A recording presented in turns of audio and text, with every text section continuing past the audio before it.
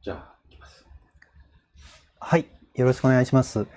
本日、連続講義パンデミックの倫理学3を行います、文学研究家の児玉聡です。どうぞ本日もよろしくお願いします。前回も少し早口で酸欠のせいかちょっと手足というか、手がだいぶしびれてたんですけども、ちょっと今回も40枚数えるとスライドがありますのでどんどんいきたいと思います。はい、ではよろしくお願いします。前回のまとめというので前回のまとめもそれほど繰り返す必要ないかと思うんですけども、クルーズ船の話と、外出制限の話をいたしました。でそこで問題になってきたのがやっぱり他者危害原則というミルのリベラルの大原則というのも重要なんですけども、全体の利益あるいは一人でも多くの人を救うっていうことが非常に重要になってくるんじゃないかなと思います。それでですね、感染症対策として必要最低限の制約なのかという検討が必要であると。また人々が多大な犠牲を払わずに済むように、保障が必要なんじゃないか。で、政策決定の透明性、説明責任も重要じゃないかという話をしました。今回もこの全体の利益ということと関係して、一人でも多くの命を救うということで、トリアージ、人工呼吸器を誰に配分するかという問題を考えてみたいと思います。ちょっと待ってください。ちょっと窓を閉めたいと思います。やっぱりちょっとうるさいんで。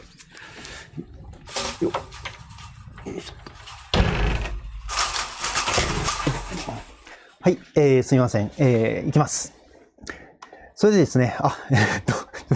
大丈夫か。見苦しいところをお見せしましたけども、早速いきたいと思います。第3回の概要です。COVID-19 の感染者の爆発的増大っていうのが起きうると。日本以外でもそうでしたけども、起きうるという話でしたけれども、その場合に一部重症化して入院する人が続々現れると。で、そうなりますと病院の ICU、集中治療室のベッドや人工呼吸器等が不足する可能性があると。で、こうなってきますと、もう病院がもうアップになって、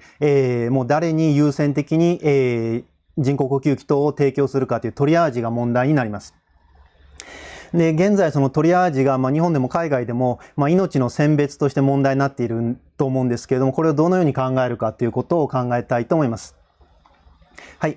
その際にやはり、問題としまして、資源配分における正義、倫理学では、倫理学や政治哲学で正義と呼ばれているもの、あるいは公平性というものを、皆さんと一緒に考えたいと思います。よろしくお願いします。次いきます。でまず、今回もスライドというアンケートを取りたいと思ってますが、まず簡単な練習問題からいこうと思います。トリアージって知ってますかという質問をしますので、皆さん少し、スマホやコンピューターから、ご参加いただければと思います。トリアージって知ってますか ?1 番聞いたことがあり大体意味もわかる。2聞いたことはあるがですね、すみません。あるが意味はよく知らない。3番、聞いたことも食べたこともないと。これ少し、QR コードを読むか、コンピューターの方から入って、アンケートにご協力いただければと思います。先週も読みましたけども、アンケート投票というのは、スライド、SLIDO というスライド、SLIDO というウェブサービスを使います。で、匿名でも投票できますので気軽に参加してください。で、今スマホで見てる人は、YouTube から離れることになるのでちょっと難しいかもしれませんが、パソコンなどで見ている方はぜひご参加いただければと思います。はい。で、スマホで今、画面に出ているかと思いますが、QR コード読み取るか、パソコンの中で投票する場合は、スライドと検索して、スライドのサイトに行ってください。するとアクセスコードを要求されるので、今回、90816、90816を、試してみてください。私も、試してみたいと思います。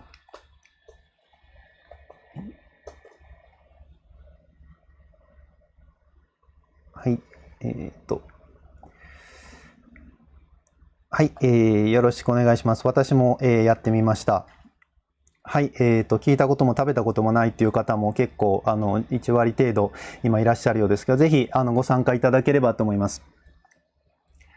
はい、ちょっとこれは練習問題ですので、ぜひこの段階で一度やっておいていただいて、それ以降も、アンケートにご協力いただければと思います。ご協力というか、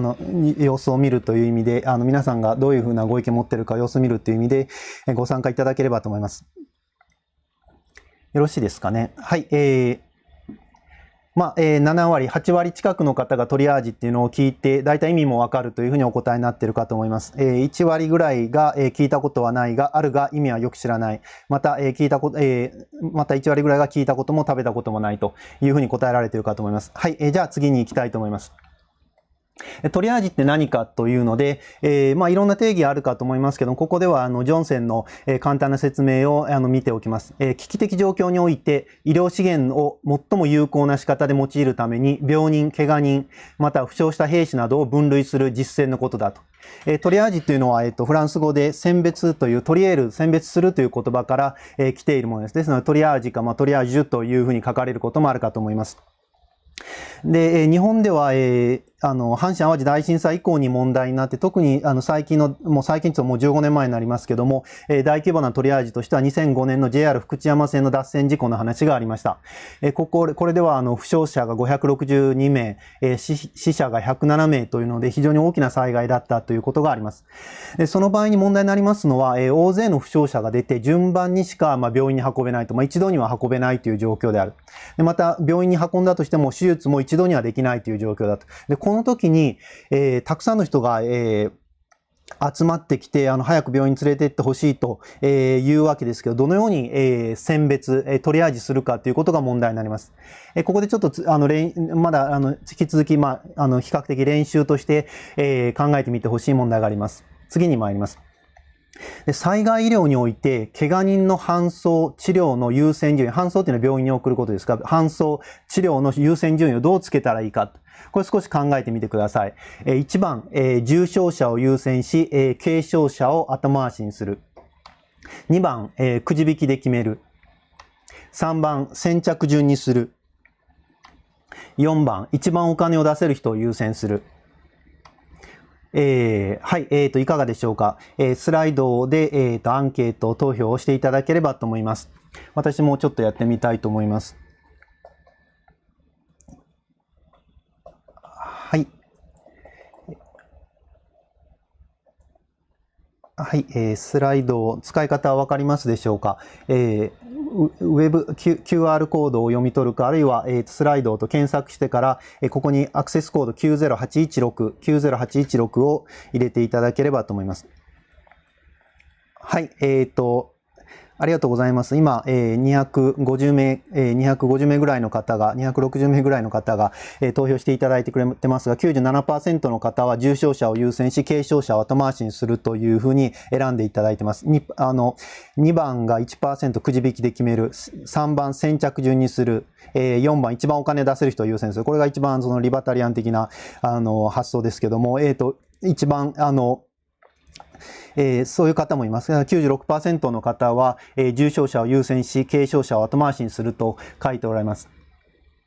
はい、これ、トリアージは、次に行きますけども、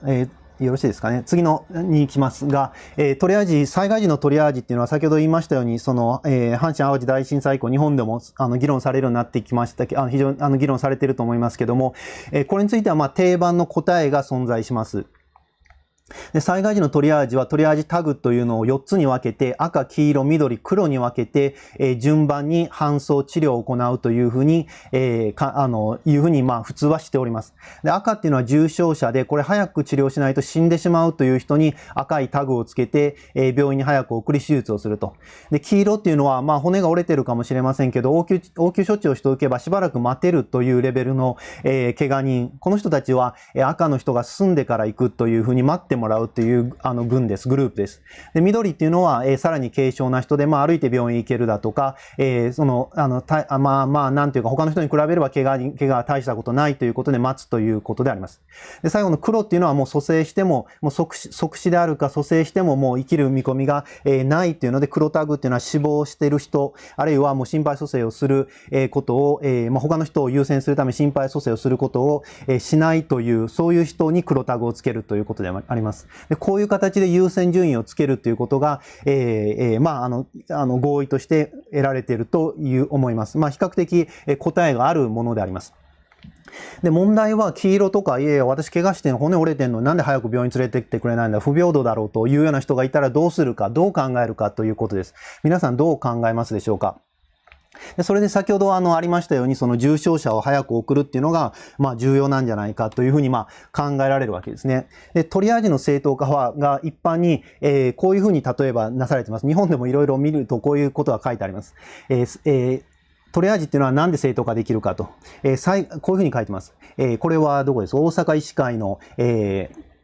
ガイドラインですけども、災害医療の目的は負傷者の最大多数に対して最良の結果を生み出すと。わざわざ the best for the greatest number of victims というので、いかにも功利主義的な表現が書いてあります。最大多数の私腹を達成する唯一の目標は、助けうる負傷者を一人でも失わないようにすることであるというので、私腹っていう言葉を使っててすごいなと思うんですけども、なんていうか、なんか天国に行ってしまいそうですけども、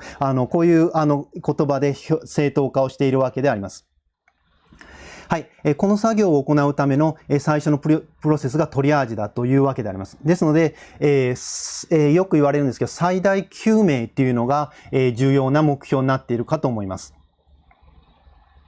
で、最大救命とか全体の利益というと、もう全体の利益なんかけしからんという方もいらっしゃると思うんですけども、最大救命、あるいは一人でも多くの命を救う、あるいは犠牲者を一人でも少なくするというと、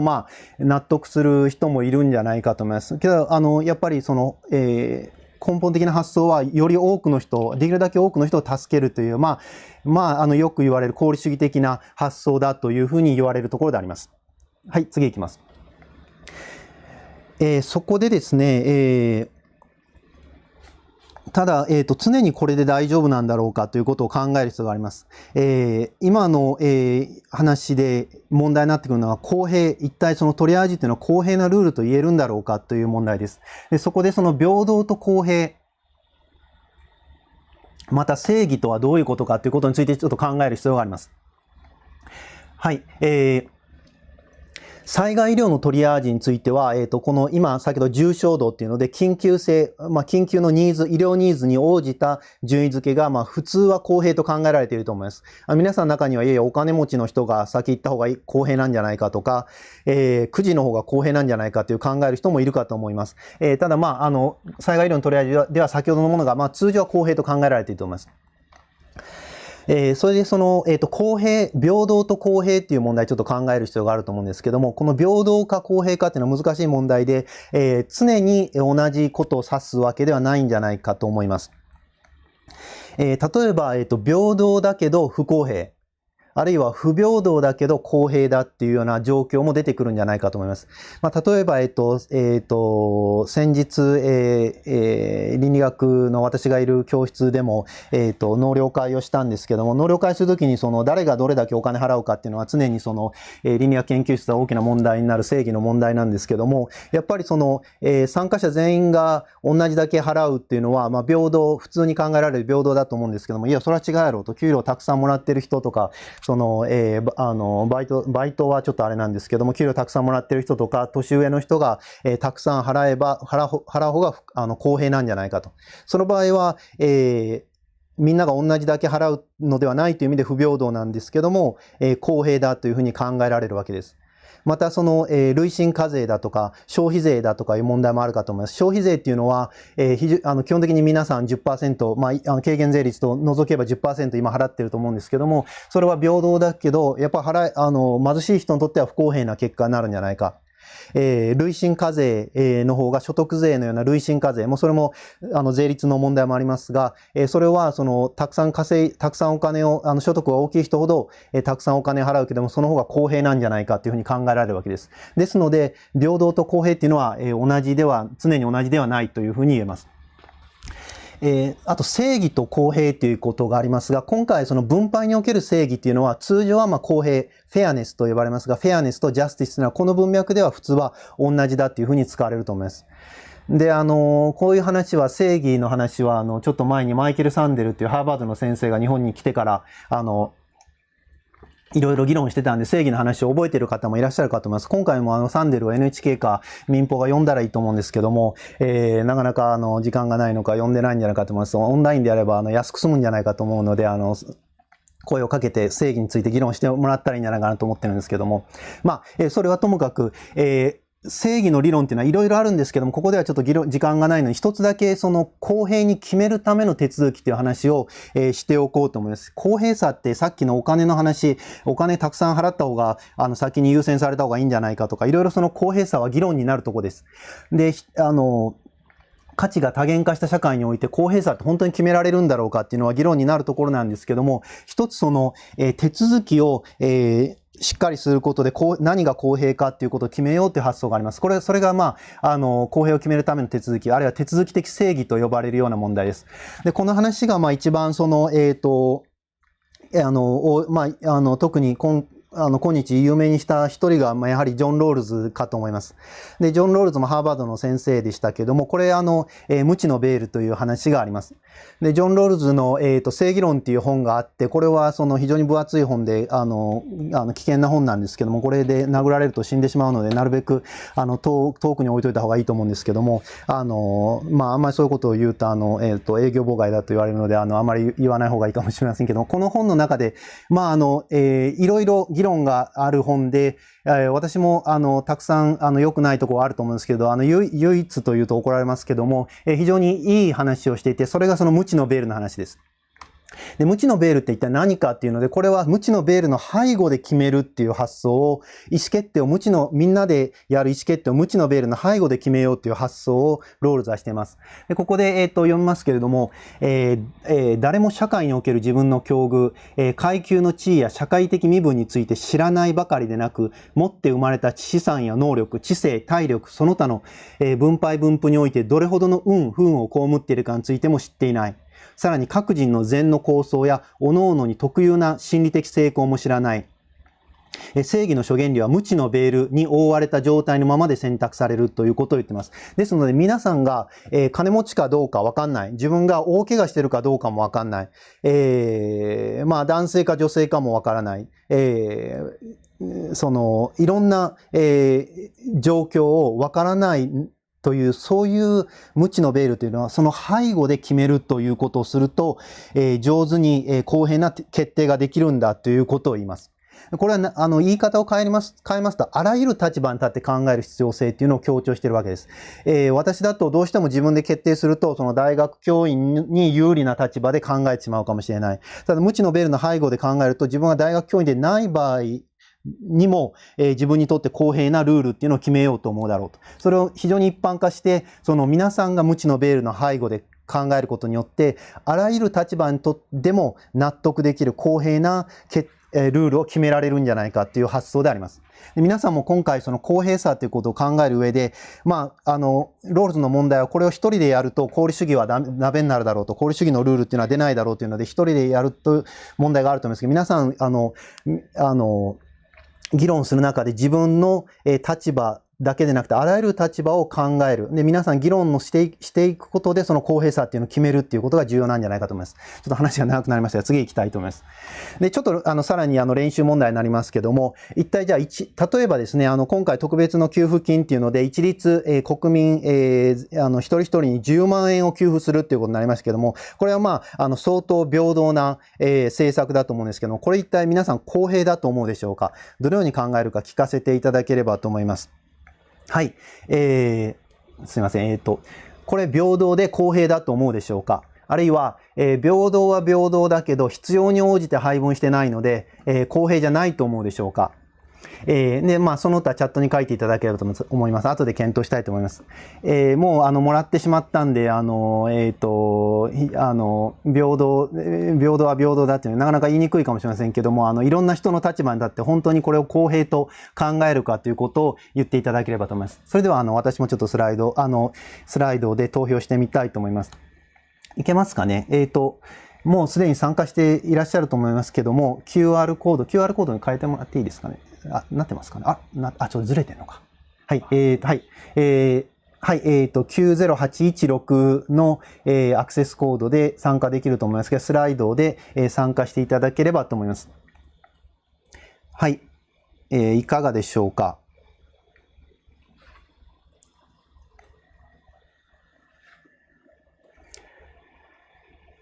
はい、時間もないのです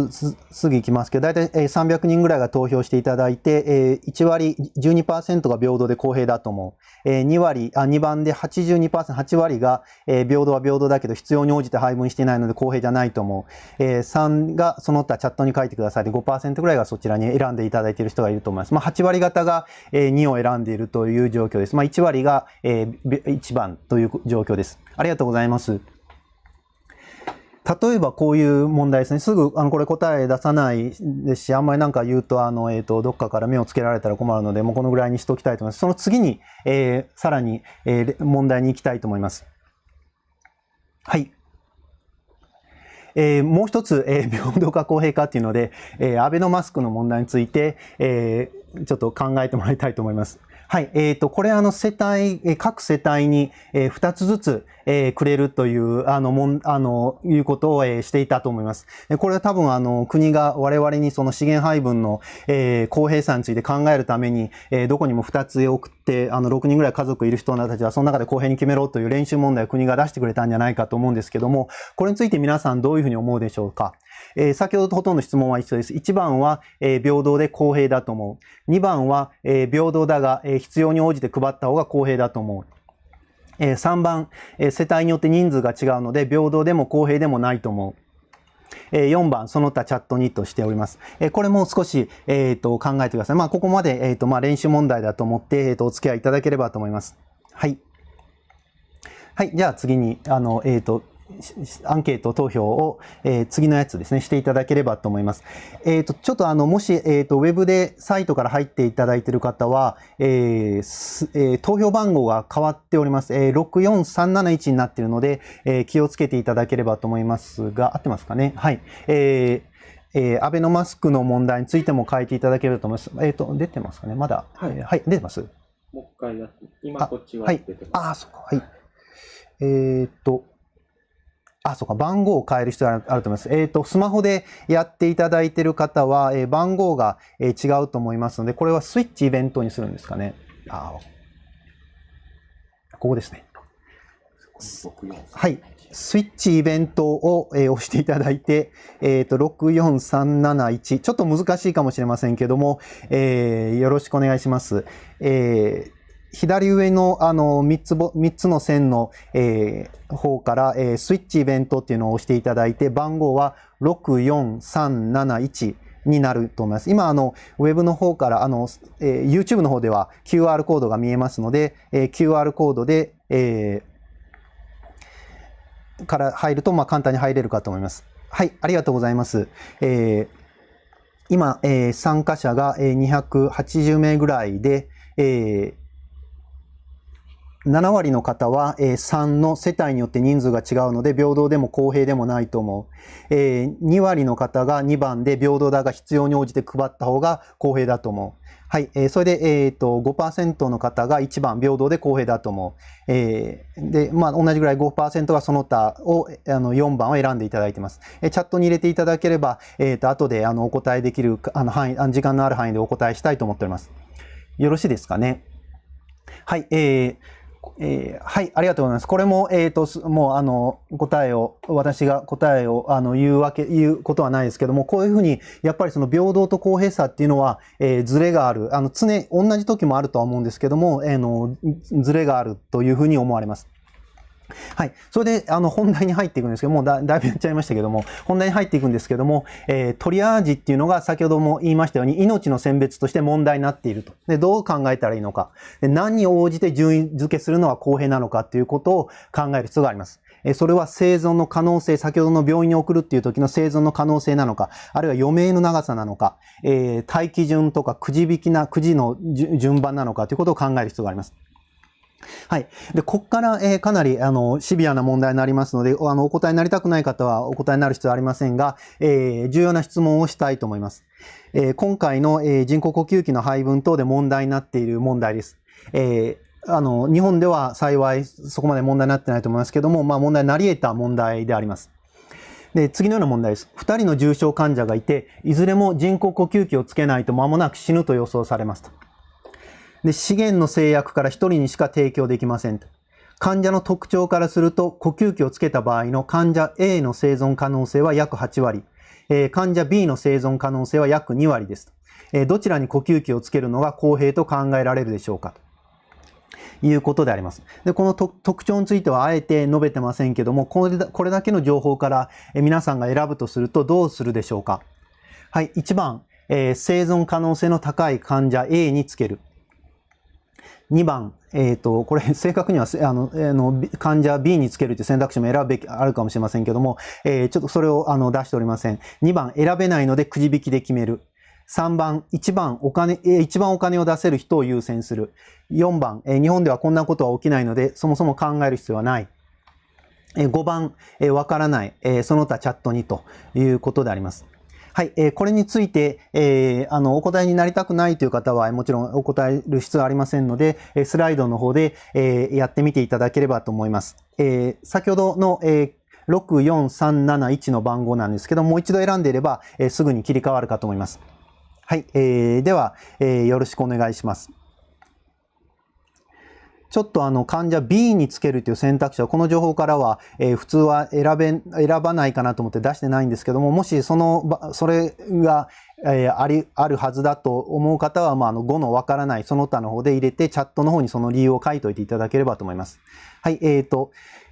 私もやってみたいと思います。はい、ありがとうございます。今、だいたい270名ぐらいが選んでいただいておりまして、7割が1番、生存可能性の高い患者に A につけると選んでいます。で、2番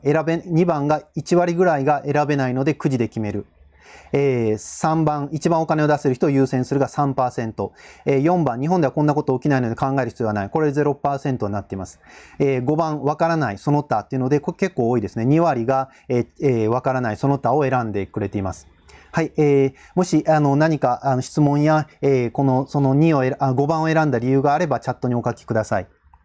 はい。それ書いていただいたら続けていきたいと思います。はい。それでですね、特徴っていう話なんですけども、今回の COVID-19 については皆さん、お聞きしてるかと思うんですけども、新型コロナウイルス、感染症は、重症になって、呼吸器が必要な、肺炎を起こすわけですけども、その場合に死ぬ確率が、非常に高齢者が致死率が高いということは分かっています。で、いろんな研究があって、今、最近はそのメタアナリシスみたいなのもようやく出てきているところですけれども、今2つだけここに挙げてますけども、これ左側はアメリカの研究で、重症患者が年齢別にこのぐらい、いくつかの病院のデータでありますけども、重症患者が薄い水色で示されておりまして、そのうち死んだ患者っていうのが濃い色で示されています。そうしますと、年を取れば取るほど、その重症化した後に死んでしまう、治療を尽くしても死んでしまう患者っていうのが非常に多いということがわかります。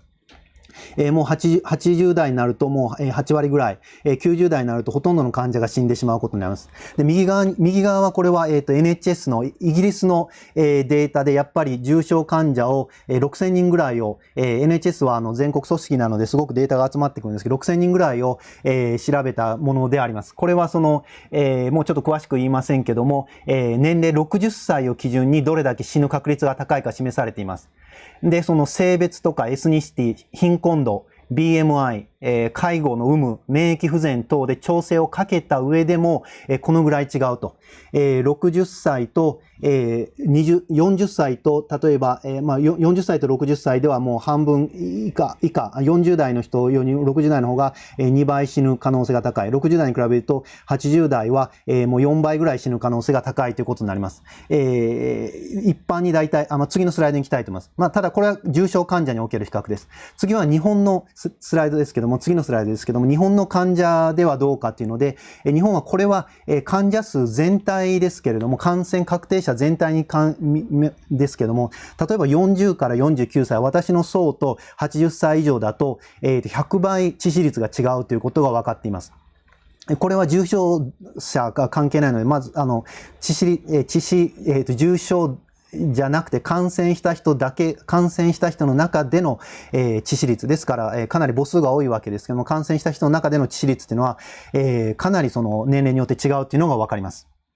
で、ですね。それでその大きな問題は、今先ほど皆さんに選んでもらったように生存可能性だけを基準にすると、一般に若者が、優先されることになりますけども、それでいいんだろうかっていう問題が今回非常に世界的にも大きな問題になっています。もうちょっと時間があんまなくて、さっさと行きたいと思うんですけども。で、イタリアの例というので、イタリアの例も詳しく紹介しようかと思って、あんまり時間がないので飛ばし行きたいと思うんですけども、イタリアでは、人口約6000万、日本と半分ぐらいで、3月11日にロックダウンして、わずかその、10日後ぐらいで死者数が3400人ぐらい、感染者は4万人ぐらいだったと。で死者数の平均年齢はもう驚くべきことですけど、80歳ぐらいと。で約半数に心臓病や糖尿病など3つ以上の疾患があった。それでその、集中治療室の人工呼吸器が足りず50代以下の患者を優先せざるを得ない状況だったっていうのは、こういうようなトリアージが行われてたというわけです。で、WHO の事務局長なんかがこれをイタリアから学ぶ必要があるんだということを言っています。はい、この次のローゼンバウムという人の論文面白いんですけども、せっかく翻訳したんですけども、時間がないので、これ後で、読んでいただければと思います。非常に医療者が苦悩して選んだということを書いているスライドです。もう非常に大変だったという、それを話したくもないというので、医療者がたくさんの医療者がトラウマを負ったというような問題です。はい。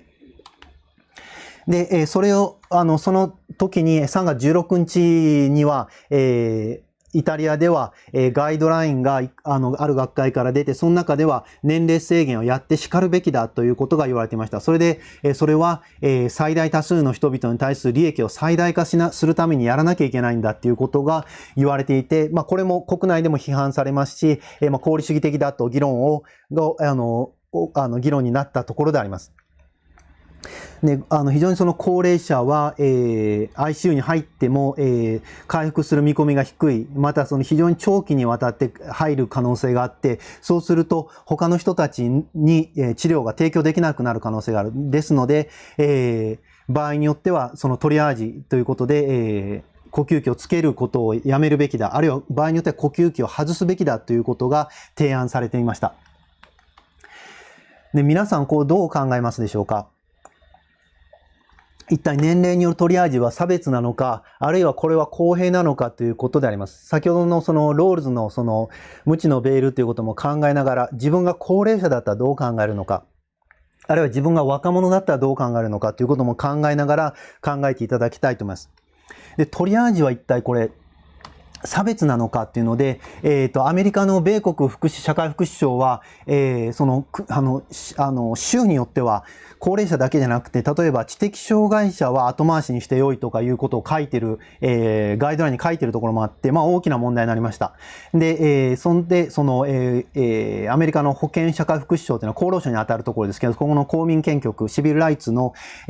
ところは、医師は障害、人種、年齢、その他の要因で差別をしてはならないということを、言いました。で、ここにも書いてるんですけども、下の赤のところだけ読みますけども、我々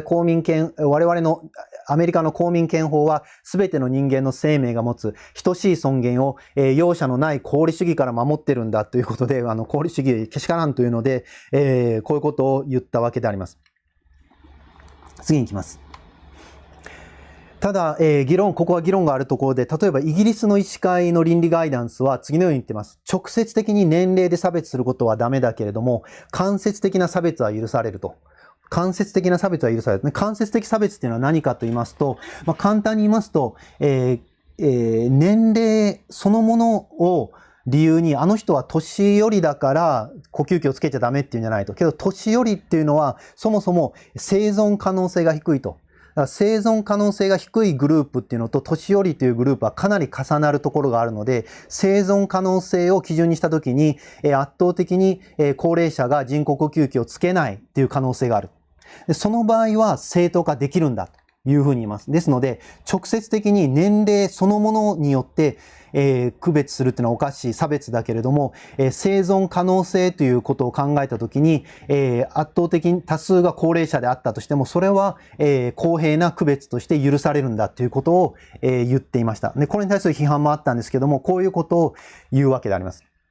ですので、高齢自体が問題ではなく、生存可能性が問題です。だと。ですから、これもし言い直すというか、もし思考実験で別の場合考えますと、COVID-19 じゃなくて別の病気で若者が圧倒的に生存可能性が低いような病気が出てきた場合には、若者ではなくて高齢者を優先する。そういうような状況、それであれば、間接的差別だけども公平だというふうに、英国医師会は言うことになります。わかりにくいかもしれませんけど、生存可能性ということを問題にしているので、仮に、高齢者の方が、ちょっと考えにくいですけど、圧倒的に、生存可能性が高いような病気がある場合には、高齢者が優先される。そういうような、基準であれば差別には当たらないだろうというふうに言うわけであります。はい、次いきます。ただ、もっと踏み込んだ議論をするところも議論もありまして、高齢者とフェアイニングス論というのがあります。このフェアイニングス論というのは面白い議論でありまして、仮に生存可能性が同じ場合でも、高齢者よりも若者を優先的に助けるべきだという議論があります。何かと言いますと、簡単に言いますと、野球とかクリケットのイニングっていうのを考えまして、高齢者っていうのはもう7回か8回か9回ぐらいまでやってるから、そこでもう中止するのはいいだろうと。むしろ1回とか2回でまだ若者は野球試合が始まったばっかりなので、その人たちを優先して、まだ人生を享受してない人を優先すべきだという、そういう発想です。これはそのエリクソンなんかも言葉を使うライフサイクルって言い方をして、ライフサイクル論って言い方もしますけども、ライフサイクルを、エリクソンだと8段階、9段階だと思いますけども、7、8、9段階まで行ってる人は、そちらの人は遠慮してもらって、まだライフサイクルを経験してない人を優先しようという発想であります。でこれは高齢者よりも、若者を優先すべきという議論ですけども、先ほどみたいな生存可能性を超えて、生存可能性だけの問題じゃないだろうと。仮に若者が圧倒的に死ぬような病気があったとしても、若者はまだ人生を享受してないんだから、若者を優先すべきだということになる議論になります。これはかなり議論がある議論なんですけども、真面目に言われている、議論されているテーマ、問題でありますので、お話ししておきたいと思います。そうこうしてますと、もうあんまり時間がなくなってきましたので、ちょっと次回に回すことも考えに入れつつ話をしたいと思いますが、この議論だけはちょっと紹介しておきたいと思いますが、英米で今の話を踏まえてどういう議論がなされているかということを紹介したいと思います。これかなり有名な論文で、ペンシルバニア大学で生命倫理学をやっているエマニュエルを筆頭著者とする、有名な論文です。英米のいろんな人が入っているものです。イギリス人だとかオーストラリア人、ごめんなさい、アメリカ人なんかも、ごめんなさい、イギリス人なんかも入っている、イギリス人や、カナダ人なんかも入っている、論文です。はい。で、6つの勧告というので、こういうことを話しています。こういう基準が公平なんじゃないかという話なんですけども、次のように言っています。パンデミックでは、利益の最大化が最も重要であると。功利主義的な発想ですけども、生存可能性を優先すると、実質的に若者が優先されるんだ。他の人のために呼吸器外すことも正当化されるんだというふうに言います。また感染防護具や、医療者が使う感染防護具や ICU のベッド、呼吸器などの資源は、最前線にいる医療者や代替が困難な社会機能維持者、現在エッセンシャルワーカーと呼ばれているような人々に、優先的に与えられるべきであると。これは、社会的な価値ではなくて道具的価値に基づく、判断なんだと。医療者がバタバタ死んでいくと、その助けられる命も助けられなくなるというので、医療者はありていに言いますと手段として重要だから助けるべきだというわけであります。他のエッセンシャルワーカーについても同じです。ただしこれは、往々にして例えば政治家も重要だろうと、いろんな人も重要だろうみたいな形で、金持ちも重要だろうみたいな形で乱用が出てくる可能性あるので、これは十分に注意すべきだということが言われています。はい。もちろん政治家も重要だと思います。ここが議論が必要だと思うんですけども、政治家の皆さんもとても重要だと思いますけども、その時にじゃあ大学の教員は重要なのかというような、そういう問題にもなりますので、議論が重要だということになります。3つ目、同じような予後の場合は平等を重視し、対基準ではなくくじ引きなどの無作為による平等を選択をすべきである。同じような状況の人がたくさんいて、それから選ぶときはもうくじ引きを使っても仕方ないだろうというふうに言います。対基準っていうのは不公平であって、感染拡大や喧嘩の恐れなどがあると。対基準、医療へのアクセスっていうのは、いろんな状況で不平等が起こり得るという、不公平なことが起こり得るということを、彼らは言っています。それで、くじ引きは許さされると。ここは議論があるかと思いますけども、こういう話をしています。で、さらに4つ目、優先順位の、ガイドラインは、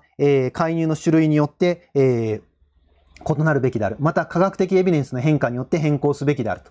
例えばワクチンは医療従事者、高齢者、基礎疾患を持つ者などが優先であって、また検査、PCR 検査などは公衆衛生的なサーベイランスのためにも確保しておくべきであると。で、ICU のベッドや呼吸器は、予後予測の良い若者や基礎疾患を持たない者を優先するというような、その、優先順位の決定は、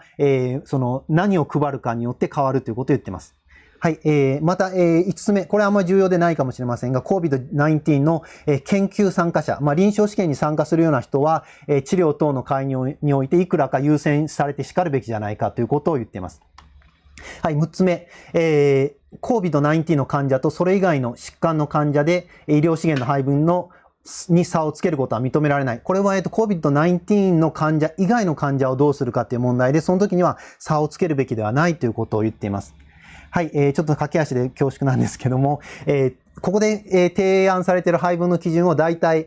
まとめますと、もうあと1、2枚のスライドで終わりたいと思います。生存の可能性、生きて退院できる可能性の高さ、余命の長さ、退院した後に予想される寿命、最前線の医療従事者、くじ引き、最も恵まれないもの、例えば重症の人、若者など、こういった人を、こういった基準を考慮に入れて優先順位を決めるべきだということを言っています。じゃあどうやって決めるんですかと、いくつも複数あるルールをどうやってしたらいいんですかっていうので、ここでさっき言った、ロールズの、言ってたような配分の手続きを、重視するって発想が、重視されます。彼らは、次のように言っています。ガイドラインの実装プロセスとして複数の価値基準というか、複数の順番のための基準というのを調停するには公平な意思決定プロセスが、重要であると。臨床医や、患者、公務員などが入る透明な配分手続きを作る重要で、ここが、今回、前回も一緒で、その透明性が重要だということであります。で、これを通じてガイドラインを作ってこれを通じてガイドラインを作ることで各医療者が意思決定に悩まずに済むようにできるんじゃないか。で、またその現場の医療者がガイドラインに従えるようにトリアージのオフィサーを置くべきである。決定をする人たちと、実際にトリアージをするっていうか、実際に人工呼吸器をつけたり抜いたりする人っていうのは別にしといた方がいいということであります。これは責任の軽減等にもつながる、心理的負担の軽減にもつながるという発想であります。結論として6つの勧告に従ってガイドラインを作るべきだというようなことを言っています。これはその英米の議論ですので、どうするかということを考える必要があります。それで、日本はどうするかという話をしなきゃいけないんですけど、これはもうちょっと時間が、になりましたので、次回したいと思います。皆さんぜひ、ちょっと考えてみていただければと思います。頭出しちょっとしておきたいんですけども、こういったことを日本でも、議論すべきかどうかということを、皆さんぜひ、考えていただければと思います。はい。あと5、6枚スライドがあるので、これだと終わらないので、これで終わりにしたいと思います。また、次回続きをしたいと思いますので、よろしくお願いします。早口で申し訳ありませんでしたけども、以上です。はい。そしたら、質問に答えたいと思います。はい。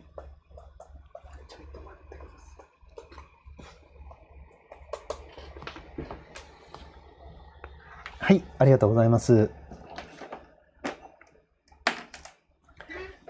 はい、質問に答えたいと思います。皆さんが本当に恐れていることはコロナに感染すること自体なのか、人にうつすこと自体なのか、人から非難されることなのか知りたいです。これちょっと次回もできたら扱いたいと思ってるんですけども、責任等の話というのはちょっと次回以降ちょっと考えたいと思います。これ本当に恐れているのは一体何か、心理的な話は私が専門としないところですので、心理学の人、あるいは社会心理学の人がいろいろ議論しているところかと思います。またちょっと他の先生にも、兄弟から出ていただいたらいいんじゃないかと思います。はい、次に行きます。むしろ重症者、軽症者優先で重症者見捨てる、重症者過ぎて手遅れという方は、これ非常に重要な問題で、黒タグっていうのはまさにそのためにありまして、もう蘇生しても無理だという人は、もうなんていうか、もう即死という人も黒タグがつくわけですけども、場合によってはこれ病院に運んでももう手遅れだっていう人、重症すぎるっていう人は、もともとトリアージの発想ではもう病院にも送らないとということになっています。で、これをどうするかっていうのは非常に黒タグをつけるかっていうのは非常に悩ましいというふうに、理解できるところ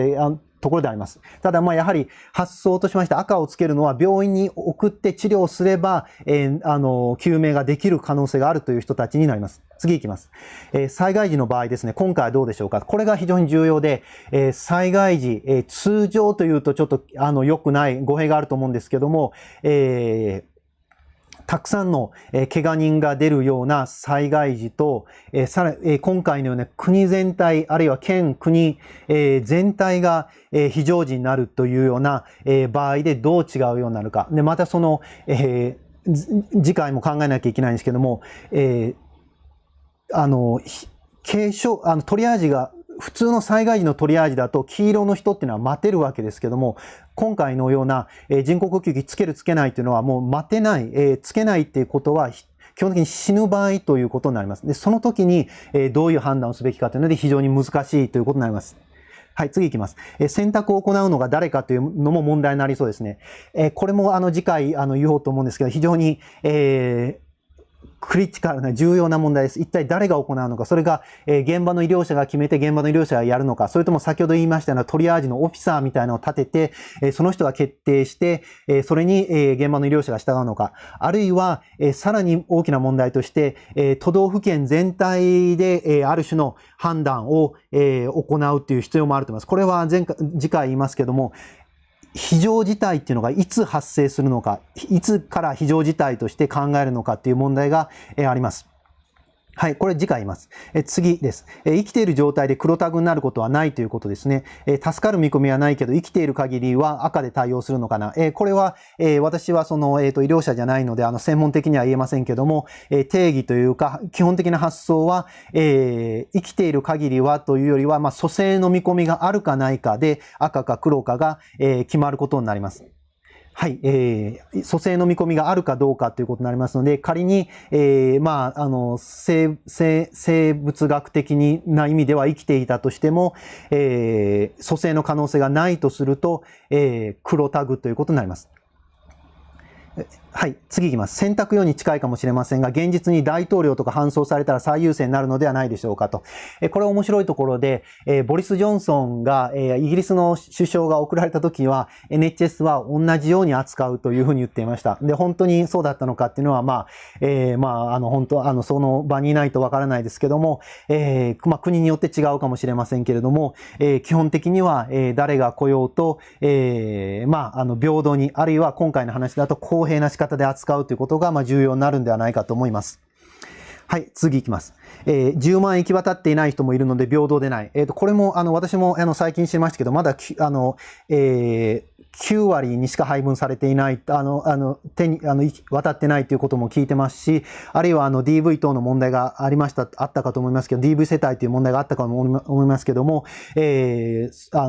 まだ手に入っていないという人もありますので、そもそも平等でないということもあるかと思います。で、今回はやっぱり平等か公平かということをよく考えていただければと思います。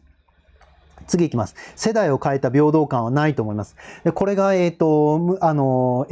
しいところで、一体世代を超えた平等って何だろうか。あるいは我々、まだ生まれてない将来世代、今環境の問題もありますし、この、一人10万円配るっていうのも十数兆円がかかってるわけで、これ国債発行してやってるわけですけども、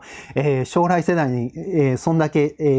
将来世代を、自分たちの子供、あるいはその次の世代に、そんだけ借金して、人々にお金を渡すことが平等あるいは公平と言えるのかということを考える必要がありますし、いやもう将来世代というのは考えなくていいという議論も理論的にはあり得ると思います。そこも十分に話す必要があると、議論する必要があると思います。次いきます。必要とする戸籍がない人とか手続きができていない人のことが気になります。はい。戸籍の問題とか、外国籍、いろいろな問題がある。先ほどの DV 等の問題というのもいろいろあると思います。そもそも、平等っていうのができるのか、あるいは公平っていうのが達成できているのかということを十分に考えるべきです。で、こういう時に社会的弱者の問題というのは非常に、ホームレスの問題もそうだったと思いますけども、非常に強く出るので、それどこまでその、フォローできるかというか、行政側がフォローできるかということが重要だと思います。これメディア等も非常にその声を出していくべきところかと思います。次です。今回の場合だとその患者さんの属人性も考慮するのかもと。つまり、B が前途洋々たる若者で将来性が大きく広がっており、社会の貢献も期待されていて、A は老人で持病を持っていて、余命も平時であっても限られていると考えられるような場合、言う通りで、ここをどこまで情報を考えるべきかということがあります。正義、公平さっていう時には、例えば、自分のお医者さん、医療者が、自分の家族だから優先的に助けようみたいなことを言ったらみんな怒るんじゃないかと思います。それは不公平だろうって言うと思います。その時にその先ほどの政治家であるとか大統領である首相である等々っていうのを入れるのは、公平なのかどうかっていうことを考えるべきですし、先ほど言ったようなそのフェアイニングスっていうことを入れるべきが、もうフェアっていう言葉が公平っていう言葉入ってますけども、フェアイニングスっていう言葉を、入れるようなことが公平なのかということを考えるべきかと思います。はい。次いきます。大きな企業の重要な仕事をして60代と身寄りのない、身内のない20代とかでも判断基準にされてしまいそうだっていうので、これも非常に重要な、実際に発生したらやっぱり大変、私としては非常に遺憾だと思います。医療っていうのは、元々のエイトスとして、いい人でも悪い人でも金持ちでもそうでない人でも、平等に、治すというのが、医療の、エイトスとして言われるところだと思います。もしこういうことが起きたら非常に問題だと思いますし、こういうことがないような形であらかじめルール作りをしておくべきでしょうし、やはり透明な決定プロセスというのを確保しておく必要があると思います。こういうことを実際すると、やはりその医療に対する信頼というのが大きく問題になるんじゃないかと思います。次に行きます。公平性と合理性が頭の中でごっちゃになっていますと。生存可能性が高い方を優先させることが合理的な考え方、成果が出やすい方を選ぶ合理的な考え方ではなく、公平というのがよく分かっていないです。難しいと。これちょっと合理性っていうのをどう定義するかっていうのは難しいところです。生存可能性とか、通常は、純粋に医学的基準に応じて、より多くの生命を助けることが、合理的だと考えられていると思います。で、合理的でそれが公平だとも考えられているんじゃないかと思います。ただ、今回のような事態で、圧倒的にその基準で、行うと高齢者が、人工呼吸器を外される、あれつけられないというときに、いや、それはもしかしたら合理的かもしれないけど、とても公平とは言えないんじゃないかというふうに言う人たちが、おそらく結構出てくるんじゃないかと思います。で、その時にやはり問題になるのが、一体公平とは何か、それをどうやって決めたらいいかということだと思います。公平性っていうのは、かなり、簡単には決められない。先ほどのその一人10万、一人頭10万っていうのはかなり平等だと思うんですけど、分かりやすい基準で、その意味ではいいところもあります。逆に何が公平かっていうのは簡単には決まらない。ですので、それをどうやって決めたら、一番良いのかっていうのを、議論する必要があると思います。先ほど一つは言いましたね、ロールズの発想。で、もう一つは先ほど、エマニュエルらの論文にもありましたように、たくさんのステークホルダーが入って、透明な仕方で決定するという必要があるんじゃないかと思います。はい、次いきます。医療従事者として働いています。当院では院内の心肺停止状況において、医療者が感染防護服を着ている間に、対応が数分遅れるのは致し方ないとするかどうか議論があります。先生はどう思われますかというので、これも、非常に重要な問題だと思います。一つの発想としましては、医療者が、感染して倒れてしまったら元も子もないと。いうことを考えますと、医療者が、数分の時間遅れることによって、場合によっては、手遅れになる場合があったとしても、万全の、準備をして医療に取り組むべきだ、患者に向かい合うべきだというふうに思います。もうちょっと難しい問題は先ほどもありましたように、医療者が倒れたとき、今回その国によって違いますけども、感染者の1割ぐらいが医療者だというところもあると思います。医療者が倒れたときに、優先的に医療を、人工呼吸器等をつけるかどうかという問題があると思います。で、これを優先しないのかするのかということも、しっかり議論しておかないと、不公平だという議論にもなり得ますし、いやいや、医療者がつけることが公平だろうということもなると思います。ここも議論が必要なところかと思います。次いきます。臓器移植の際の順位付けはある程度社会的に認知されていると思いますが、比較的参考になるのかなと。これ、重要な指摘です。臓器移植の優先順位っていうのは、かなり決められています。で、これは、基本的には、医学的な基準っていうのを、で選ぶ。つけないと死ぬということをやるんですけども、それだけではなくて、待機順ということも優先しています。待機順ということも入れています。ですので、つけない、早く移植しないと死ぬというだけでなくて、その人たちの中で横並びになった場合は待機している人を優先していると思います。いろんな基準があります。で、その中でも、若い人に優先すべきじゃないか。特に、小さい子供から取ってきたって言い方良くない。小さい子供から、摘出した、心臓などは小さい子供に、仮に待機順が待機しているのが後だとしても小さい子にやっぱりやるべきなんじゃないか。もちろん心臓なんかは、小さい心臓は小さい子にしか入らないというのもありますけど、移植できないというのもありますけども、それを超えても小さい子供の心臓は小さい子に優先すべきなんじゃないかという議論があります。これも非常に日本では実際そういうふうに形で変わってきていると思いますけども、これも何が公平かということをしっかり議論する必要があるところだと思います。ありがとうございます。次です。生きることの、順位付けをすることでは、死刑制度などにも通じる倫理だと思います。裁判官の苦悩を医療従事者が引き受けることに近い。その、通りで、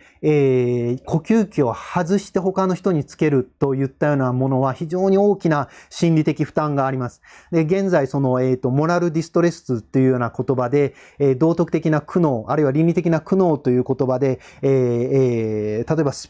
ペイン、イタリア、他の国、アメリカ等でも問題になっていることです。これをどうやって防げるのか、あるいはどうやって緩和できるのかということが、議論されているところです。本当にこれなんていうか、医療者の方は、大変な思いを、世界的に大変な思いをしているんじゃないかと思います。で、これ医療者じゃなかったら知らんこっちゃないと、もう医療者が決めたらいいだろうというふうに、丸投げせずに、市民も、政府もそうですけども、市民も、議論をするということで、医療者が少しでも負担が減るんじゃないかというふうに、思います。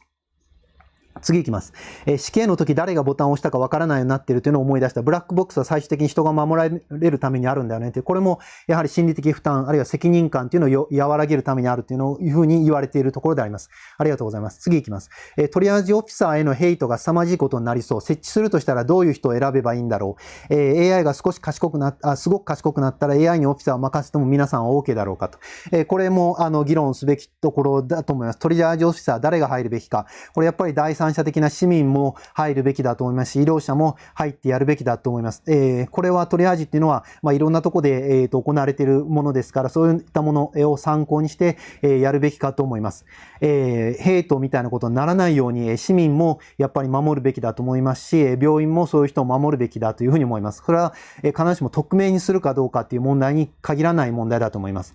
仮に公平に決めるためにやってるんであれば、彼らを責めるっていうのはおかしいということになるだろうと思います。次いきます。コロナよりももっと毒性が強く人類存続の危機が問題となるケースでは、生存可能性よりも次世代を残すために生殖能力の高さに応じて優先することも是とされるのではないでしょうかと。はい、これも、あり得るかと思いますが、生殖能力の高さっていうのがどうやって決められるのかっていう問題があると思いますので、これは、すぐにできるかはわかりませんけれども、単に生存可能性だけではなくなる可能性は十分にあると思います。これ次回の講義でも、さらに話をしたいと思います。次いきます。公平性を担保しようとすると、複雑な判断が必要になるため、基準を設けるにしても時間がかかります。緊急時は公平でなかったとしても平等であることを優先せざるを得ないケースはあると考えますが、スピードが求められる中で、どこまで公平性を求めるかということもあり、もうまた難しい問題ですね。これは本当に、重要なご指摘です。まず先に決めておくということが重要です。これイギリス、イタリアもそうですし、アメリカ等々では、かなり前からルールがあったっていうのがありますが、今回 COVID-19 用に、どんどん作り変えていますので、危機が起こる前に準備をしておくっていうのが非常に重要です。でさらに、その実際の、中ではなかなか判断できない、なんていうか、医療の情報が乏しい中ではすぐに判断できないっていう時であれば、高齢者の中にも健康な人がいれば病気たくさん持っている人もいる。若い人でもそうです。その時にその疾患の数だとか生存可能性を個々に正確に判断するっていうのが理想的にはいいと思うんですけども、それが叶わない場合にはもう、代理の指標というか、事前の指標として、年齢を使うということもあり得るんじゃないかと思います。そのぐらいまで、議論する必要がある。つまり、トリアージのルールっていうのも、状況によっては2つ3つ作っておく必要がある。ということを考える必要があると思います。これも、次回言おうと思います。次行きます。脳死した場合の臓器提供の意思表示カードのような、トリアージ時の意思表示カードのようなものが有効になる可能性はありますか？これは現在ちょっと巷で炎上しているのを把握しておりますけども、意思決定、先に自己決定しておくっていうのは私自身は重要だと思います。これは高齢者ではないにかかわらず、呼吸器とこういう場合に呼吸器をつけたいかどうか、どこまで治療してほしいかっていうのを意思決定しておくっていうのは、現在、人生会議とかアドバンスケア、プランニングっていう言葉が言われてますけども、COVID-19 に関わらずやっておくべき、ことではないかというふうに私は思っています。特にその、志村けんさんの問題等もありますけども、あっという間に死んでしまうという場合がありますので、どういう、終末期を迎える場合にどうしたいかっていうのは、やはり意思決定っていうのは、